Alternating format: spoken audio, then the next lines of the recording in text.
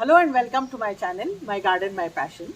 In my earlier video, I have talked to you about the magic of monsoons in my garden, and I also told you at the end of the video that it's not all hunky-dory and everything is not as green and beautiful as I have shown you, because during monsoons, one of the major problems is weeds. And here I am standing in one weedy patch of my garden. This is an untended part because my garden is too large and it's difficult to manage. So you can see how the whole area has been covered with the weeds, and it is a constant effort to keep the garden neat. And in these 2 to 3 months of monsoons, there is one labor always employed to weed the garden, and by the time one patch is over, another patch is again grown up. The weeds have grown. So that way, this is one of the major problems. But today I thought, let me not talk about large gardens where it is difficult to maintain. And since many of my viewers have smaller gardens, balcony gardens and container gardens, I thought let me talk about the problems of monsoons and the challenges faced during monsoons for container gardening, balcony gardening and such small gardens. So this is just to show you that there are weeds. So one of the major problem is weeds, and we will see how the weeds are growing in my pots. So this is how it is in the monsoons. Here weeds have literally overtaken my rose plants. Look at this pot, it is completely covered with weeds. In fact, I feel ashamed to show you this. You must be wondering how I let the weeds grow so much. But since I was out of the country for a month, and when I got back, I was shocked to see these weeds growing. So this is how the weeds have overtaken these rose plants, which are directly kept in the under the rain. They receive direct rainfall. There are other plants too in my shaded area of the balcony, and there also the weeds have come up. I'll show you those too. Here are some cacti and succulents, and the rains have not spared, or rather the weeds have not spared these plants too. They are in small pots. Look at the height of this grass that is growing. Then I have this weedy oxalis growing, and this is one more plant that is so fast growing, and all the time it is covering my plants. It is called as Pelia. It's one variety of Pelia. So here these have grown, and here you can see the Pelia. It looks pretty, but it's literally growing. I covered the pot with that. And here again I have another set of cacti and succulents. The grass is growing. Some other weeds are there here too. So all these need to be weeded now. I have multiplied many of my cacti and succulents to distribute to friends.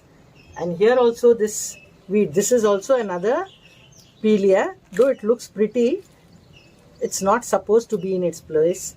So weeds are those plants which may or may not be useful, but weeds are those which should not be in that particular place. Now it might look pretty as an ornamental plant by itself, but I cannot have it here because weeds compete for nutrients, including soil, sunlight, and for the other nutrients in the soil. So there are certain reasons why you should not have weeds, and the first reason is that they compete for nutrients, for sunlight and all other, even for space. So here is another one weedy plant in an Epischia pot which I am removing. Then there is another problem about weeds. Weeds also harbor insects and pests, and those insect pests will in turn affect the plants. Like I read somewhere, very interesting thing, it is like the weeds act as free Airbnb for the insects and pests so that they can sit there and then attack the plants. So I will show you how they are harboring the insect pests. There is one particular place which I will show you how they are harboring. This is a classic example you can see where the weeds are there on the undersurface of this grass, and there are ants feeding on these. There are pests on the undersurface of these leaves, and these pests will later attack the plants. Other than, I don't know exactly what these pests are. They are small black pests. I also have a lot of mealybugs. I will show you some of them in my succulents.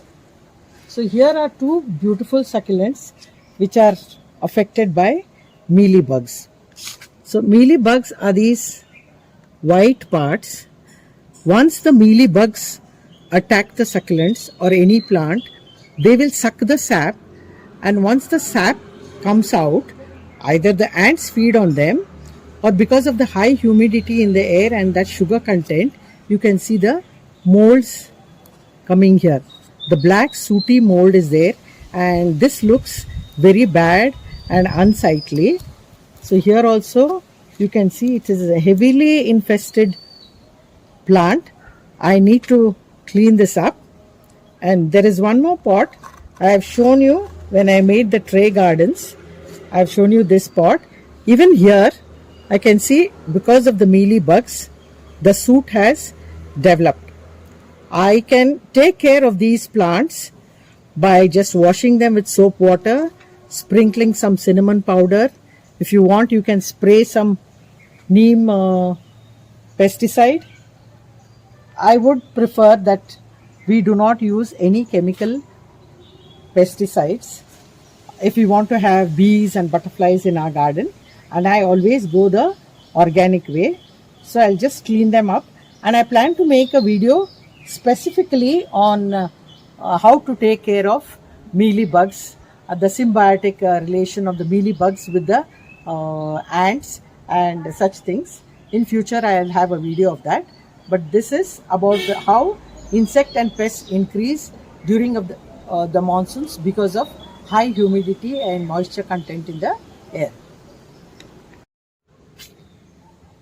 Another way to control pests and diseases in plants is to remove these dead and dry leaves. Here you can see some fungus growing on the dry leaves. This will ultimately affect the plants. So when you see dry leaves, you should remove them. The dead leaves, along with the humidity, the moisture and the congenial conditions, will give ideal conditions for the growth of pests and diseases. So this is in a small miniature Dieffenbachia. I am removing the dead leaves. So you can see immediately it also looks beautiful when the dead leaves are removed.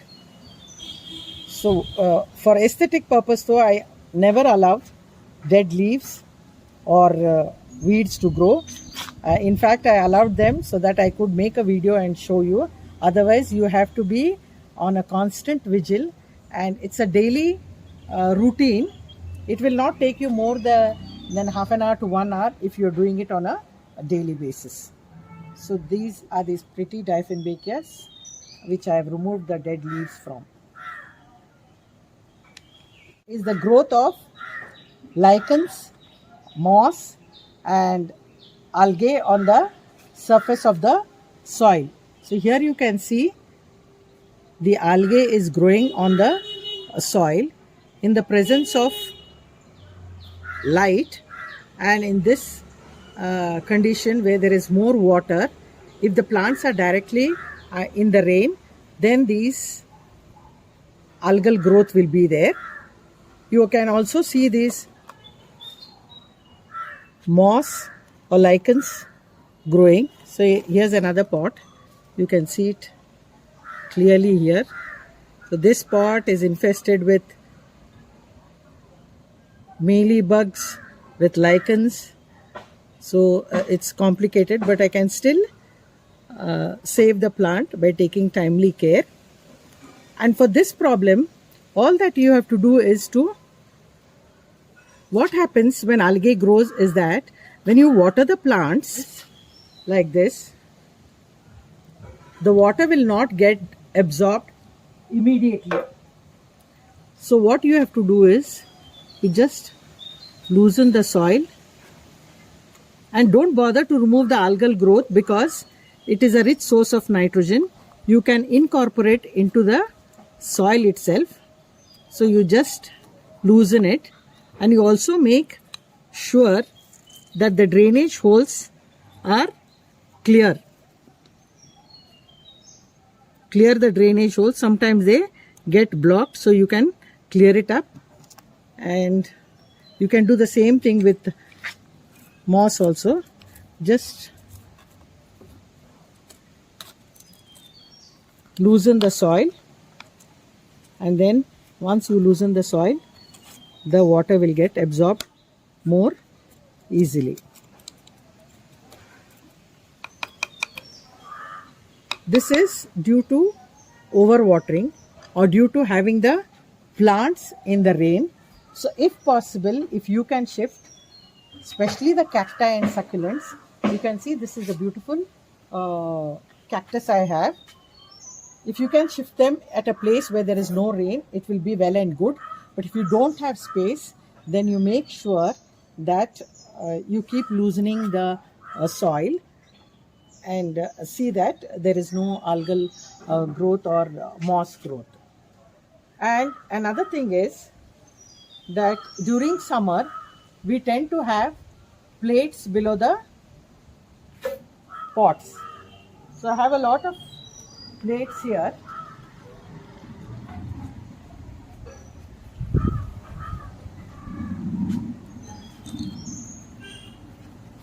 So here these plates were kept in summer, and if you continue them in the rainy season, they will tend to get overwatered because the water will not evaporate quickly. So make sure you remove the plates during monsoons.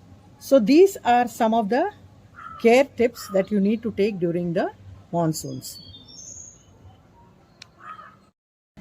To sum up my whole video, the major problems in monsoon are weeds, their pests and diseases, and overwatering. And due to overwatering, the growth of algae and moss.